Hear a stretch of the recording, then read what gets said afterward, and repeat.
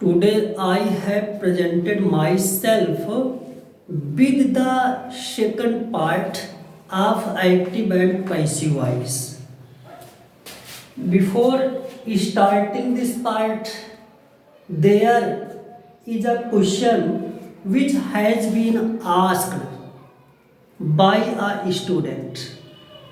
That is, sometimes a question is asked which starts from who.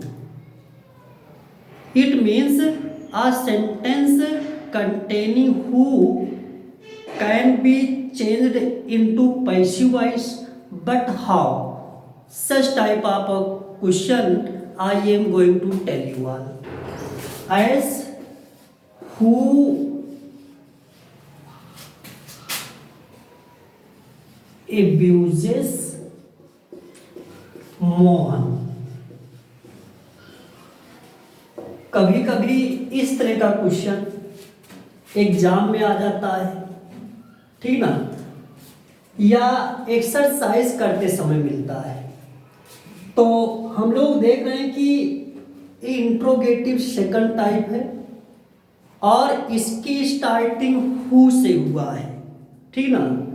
तो who वाले sentence को passive में बदलते समय ये बताया जाता है कि हु को बाई हु में बदल दिया जाएगा, ठीक ना। बुकों में भी लिखा रहता है कि हु को बाई हु में चेंज कर दो। टीचर्स भी बताते हैं हु को बाई हु में बदल दो। लेकिन क्यों बदल दिया जाता है बाई हु में? कोई न कोई रीजन तो जरूर होगा, इसको कोई नहीं बताता है, ठीक। तो मैं बताने चाह रहा हूं कि हु क्यों बाई हुम में चेंज हो जाएगा। तो देखिए, आप लोगों को मैं ऑलरेडी बता चुका हूं कि उसी सेंटेंस का पैसिव बनता है जिसमें सब्जेक्ट होता है, वर्ब होता है और ऑब्जेक्ट होता है। और यहां पर हु क्वेश्चन वर्ड है, एब्यूजेज वर्ब है और मोहन यहां पर ऑब्जेक्ट के रूप में है। अगर सब्जेक्ट की बात किया जाए तो इस सेंटेंस में सब्जेक्ट नहीं नजर आ रहा है। तो सब लोग सोचते हैं कि जब सब्जेक्ट नहीं है तो इसको पैसिव में बन कैसे पाएगा, इसको पैसिव में बदला कैसे जाएगा। तो देखिए, जब सब्जेक्ट नहीं रहता, सेंटेंस में क्वेश्चन वर्ड रहता है, तो एक क्वेश्चन वर्ड ही सब्जेक्ट का भी रोल अदा करता है। आज से समझ लेना, एक क्वेश्चन वर्ड जो है यही सब्जेक्ट का भी कार्य करने लगता है। जैसे हम लोग इसको पैसिव में बदलने के लिए पहुंचते हैं और देखते हैं कि क्वेश्चन वर्ड वर्ब और ऑब्जेक्ट है लेकिन सब्जेक्ट नहीं है, निराश होकर के लौटना चाहते हैं। तुरंत हु हम लोगों से कहता है थोड़ा ठहरिए तो, ठीक ना। जैसे हम लोग रुकते हैं, कहता आप लोग कैसे आए और कैसे चले जा रहे हो, ठीक। तो हम लोग कहते हैं कि पैसिव में बदलने के उद्देश्य से आए थे, सब्जेक्ट दिख नहीं रहा है। यही कारण है इस सोच करके कि इसका पैसिव तो बनेगा नहीं, लौटे चले जा रहे हैं, ठीक। तो क्वेश्चन वर्ड जो हु है कहता है मैं कर्ता का काम करूंगा, आप लोग चिंता मत करो। तब इससे कहते अगर तुम सब्जेक्ट का कार्य करोगे तो एक्टिव वॉइस का जो सब्जेक्ट होता है ऑब्जेक्ट बनता है। क्या ऑब्जेक्ट बन जाओगे? हु कहता है हाँ, मेरा ऑब्जेक्ट हुम होता है, मैं हुम बन जाऊंगा। फिर उसके बाद हम लोग क्वेश्चन करते हैं, जब सब्जेक्ट ऑब्जेक्ट बनता है तो अपने से आगे बाई लगवाता है। बाई भी लगवा लोगे और तब भी ये कहता है कि हाँ, अपने आगे मैं बाई भी लगवा लूंगा। फिर उसके बाद में हम लोग कहते हैं कि जब सब्जेक्ट ऑब्जेक्ट बनता अंत में जाता है, क्या अंत में भी चले जाओगे? तो ए हु यहीं पर गुस्सा कर जाता है। कहता क्या है पता है? कहता है हद कर दी आपने, ठीक ना। हर चीज की एक लिमिट होती है भाई, ठीक ना। कहा भी गया है मैग्नानिमिटी हैज इट्स लिमिट्स, उदारता की भी एक सीमा होती है, सिधाई की भी एक सीमा होती है, और जो सीधे समझ करके परेशान करने में निरंतर लगे हो। ठीक, तो फिर ये होता है, चलो ठीक है, अगर ए हु लास्ट में नहीं जाना चाह रहा है इसको शुरू में ही, ठीक, यही कारण है हु को बाई हुम में शुरू में ही बदलकर लिख दिया जाता है, तो हु को बाई हुम में चेंज करेंगे। इसी के तुरंत बाद ऑब्जेक्ट को देखेंगे जिसको आके सब्जेक्ट बनना है। ऑब्जेक्ट मोहन है, सिंगुलर है, सिंगुलर के साथ प्रेजेंट कंटीन्यूअस टेंस की हेल्पिंग वर्ब इज आएगा, तो बाई हुम इज हो जाएगा। इसी के बाद ऑब्जेक्ट को सब्जेक्ट बनाएंगे, बाई हुम इज मोहन, और एब्यूज का थर्ड फॉर्म हो जाएगा एब्यूज्ड। अंत में क्वेश्चन मार्क का यूज कर दिया जाएगा, तो बाई हुम इज मोहन एब्यूज, चाहे कह दीजिए कि मोहन को कौन गाली देता है, चाहे कह दो कि मोहन को किसके द्वारा गाली दिया जाता है। एक बहुत ही इंपॉर्टेंट क्वेश्चन है, particularly for the students of class 10th and 12th. Mostly this question is asked. Understood? यही चीज ध्यान देना है कि अगर जिस सेंटेंस में सब्जेक्ट नहीं है तो क्वेश्चन वर्ड सब्जेक्ट का रोल अदा कर लेता है, और जिसमें ऑब्जेक्ट नहीं है तो क्वेश्चन वर्ड ऑब्जेक्ट का रोल अदा करता है। एक क्वेश्चन वर्ड से सब्जेक्ट और ऑब्जेक्ट की भरपाई हो जाती है। ठीक, अब इसी के बाद कल इसके पहले अर्थात फर्स्ट पार्ट में मैं प्रेजेंट इंडेफिनिट टेंस के affirmative, negative, interrogative, first type, second type को पैसिव में बदलना सिखाया था, और आज हम लोग जो है मिल करके प्रेजेंट कंटीन्यूअस टेंस को पैसिव में बदलना सीखेंगे। कहने का मतलब, मान लीजिए सेंटेंस जिसे पैसिव में बदलना है वो प्रेजेंट कंटीन्यूअस टेंस में है। किस टेंस में है? प्रेजेंट कंटीन्यूअस में। तो आप लोग नोट कर सकते हो प्रेजेंट कंटीन्यूअस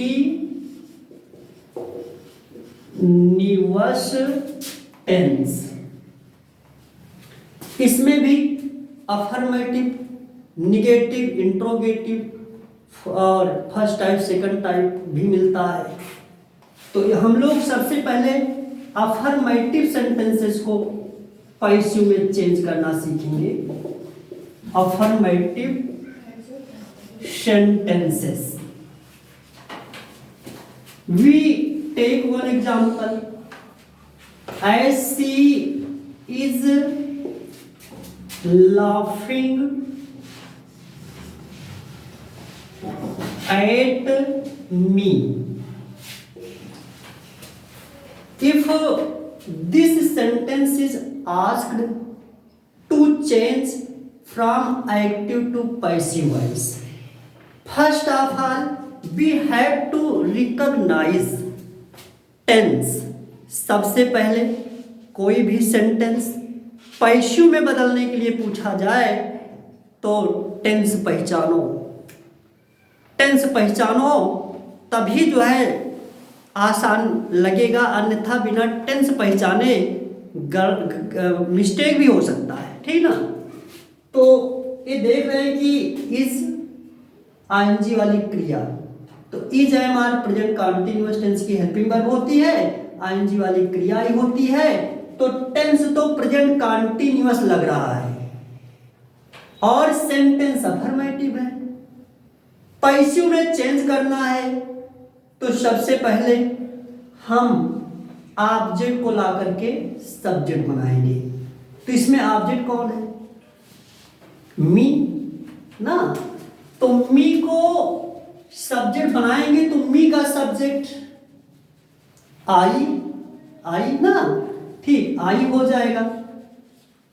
और कंटीन्यूअस में अगर वाक्य है पैसिव बदलना है तो इसी टेंस की हेल्पिंग वर्ब रहती है, सिर्फ हेल्पिंग वर्ब के साथ में बीइंग लग जाता है, तो आई साथ में एम आएगा और एम बीइंग हो जाएगा। ठीक, तो आई एम बीइंग। लाफ का थर्ड फॉर्म लाफ्ड। उसके बाद अब बात फंसती है यहां पर, जैसे एट है तो कुछ लोग सोचते हैं कि एट उतरेगा कि हटेगा या कहीं और जाएगा। तो वर्ब के तुरंत बाद अगर प्रीपोजिशन रहता है तो प्रीपोजिशन वर्ब के साथ जीता है, वर्ब के साथ मरता है। अगर एक्टिव में वर्ब के बाद में प्रीपोजिशन है, ठीक, तो पैसिव में नहीं कि प्रीपोजिशन को दूर कर दो, ठीक ना। प्रीपोजिशन कहता है अगर वर्ब के साथ में पहले से आया है एक्टिव में तो पैसिव में अलग नहीं कर सकते हैं, क्योंकि प्रीपोजिशन हमेशा अगर वर्ब के साथ में है तो वर्ब के साथ में ही रहता है। वर्ब से कहता तेरे बिना भी क्या जीना, ठीक ना। और एट का एट ही उतर जाएगा। बाई आप लोगों को ऑलरेडी बता चुका हूं, और बाई के बाद जो सब्जेक्ट है सी ना, इसको ऑब्जेक्ट बनाएंगे तो सी का ऑब्जेक्ट होता हर, फुल स्टॉप लग जाएगा। और बीइंग लगने के पीछे कारण क्या है, क्योंकि भाई इसको लाफ को थर्ड फॉर्म बदल देंगे लाफ, तो कंटिन्यूटी कौन दर्शाएगा, कोई ना कोई आईएनजी वाली क्रिया तो होनी चाहिए कंटिन्यूटी दर्शाने के लिए। इसलिए ग्रामर बनाने वालों ने कहा कि ऐसा है कि अगर कंटिन्यूअस को पैसिव बदलना है तो किसी अन्य टेंस की हेल्पिंग वर्ब के चक्कर में नहीं पड़ना है, उसी टेंस की हेल्पिंग वर्ब को रखो और उसी के साथ में बीइंग लगाओ और इस तरह से एक्टिव से पैसिव बनाओ, ठीक ना। और मान लीजिए सेंटेंस निगेटिव है और इसका स्ट्रक्चर सुन लीजिए इसी तरह से। जैसे स्ट्रक्चर की बात है तो ऑब्जेक्ट एज एक्टिव वॉइस, जो एक्टिव वॉइस का ऑब्जेक्ट है सबसे पहले आएगा, फिर प्लस इसी सब्जेक्ट के अनुसार is being, am being, are being, फिर उसके बाद प्लस वर्ब की थर्ड फॉर्म, फिर प्लस बाई और प्लस सब्जेक्ट एज ऑब्जेक्ट, जो सब्जेक्ट है ऑब्जेक्ट के रूप में आ जाएगा। इसी के बाद अदर वर्ड है, अदर वर्ड लिख दो ना, फुल स्टॉप लगा दो। ये आप लोगों के अफर्मेटिव सेंटेंस का स्ट्रक्चर है, इसको आप लोग नोट कर सकते हो। इसी के आधार पर अफर्मेटिव सेंटेंस को हम लोग पैसिव में चेंज कर सकते हैं। अब one example we take from negative sentence.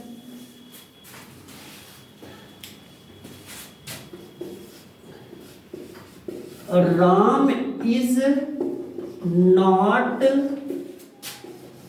Teaching me. This sentence is negative.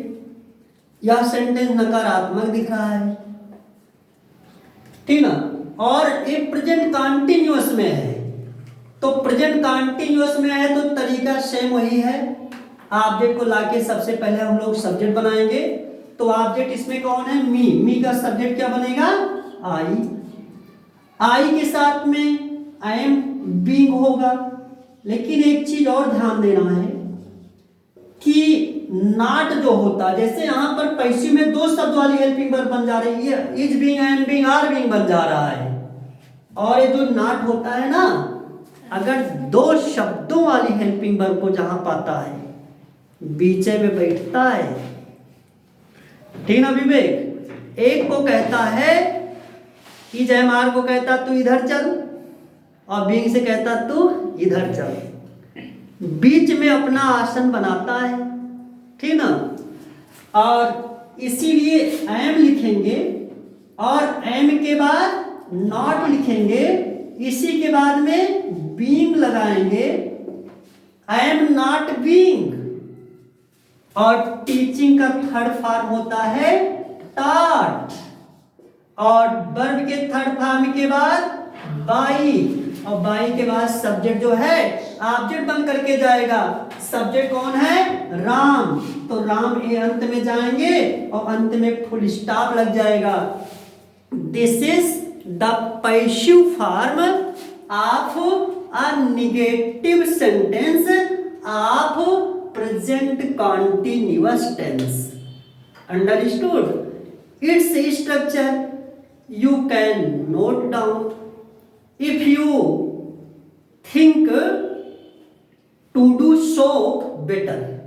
Understood? Object of active voice as subject is am are plus not plus being plus third form of verb plus by plus subject of active voice as object. Understood? If there is any problem in understanding what I am teaching you all, please comment. I must try my best to make you all understand the same question in other methods also. Okay? Affirmative.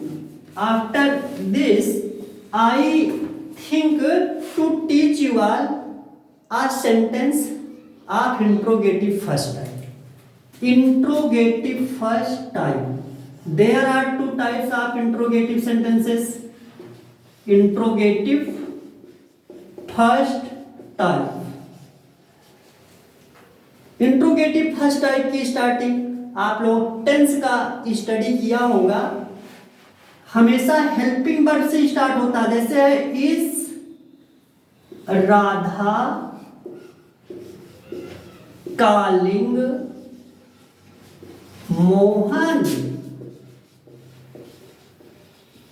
In the end question mark, is Radha calling Mohan. If such type of a sentence is asked to convert into passive voice, how will we convert it? Understood? First type की spelling, Interrogative first type. This is first type. First type. Understood? अब इसको change देख रहे हैं, helping verb शुरू में है, passive में चेंज करना है, ठीक ना। तो अगर पैसिव में चेंज करना है, ठीक ना, तो एक्टिव में अगर शुरू में हेल्पिंग वर्ब है तो पैसिव में भी शुरू में हेल्पिंग वर्ब आएगा। सेंटेंस कंटीन्यूअस में है, पैसिव बदलते समय is being, am being, are being का यूज होगा। अब हम लोग सबसे पहले इज एम आर में से कोई एक लिखेंगे ना। अब कुछ लोग सोचते हैं कि कैसे जानो कि पहले इज आएगा, कैसे जानो कि एम आएगा, कैसे जानो कि आर आएगा। इसके लिए ऑब्जेक्ट को देखना पड़ेगा भैया, ठीक। क्यों? क्योंकि जो एक्टिव वॉइस का ऑब्जेक्ट है ना, यही पैसिव का हीरो होता है, ठीक ना। यही पैसिव में जाके सब्जेक्ट बनता है, इसीलिए पैसिव में वर्ब आएगी तो एक्टिव वॉइस का ऑब्जेक्ट जो सब्जेक्ट आके बन रहा है उसके अकॉर्डिंग आएगी। इसीलिए वहां पर देख रहे हैं मोहन सिंगुलर है, इसलिए इज हो जाएगा। इसके बाद में मोहन और बीइंग, काल का थर्ड फॉर्म कॉल्ड, बाई और राधा यहाँ पर सब्जेक्ट है, तो यहाँ पे जाके ऑब्जेक्ट बन जाएंगी। अदर वर्ड है तो अदर वर्ड, और अंत में क्वेश्चन मार्क जरूर लगेगा। Understood? And its structure you can note down. First of all is am are. After that object of active voice as subject, then being, after that third form of verb, then by, and in the end subject of active voice as object, question mark. You can learn the structure of interrogative first type in this way. Now we are going to change a sentence which is in interrogative second type. Interrogative second type. Here we can write second type. Why are you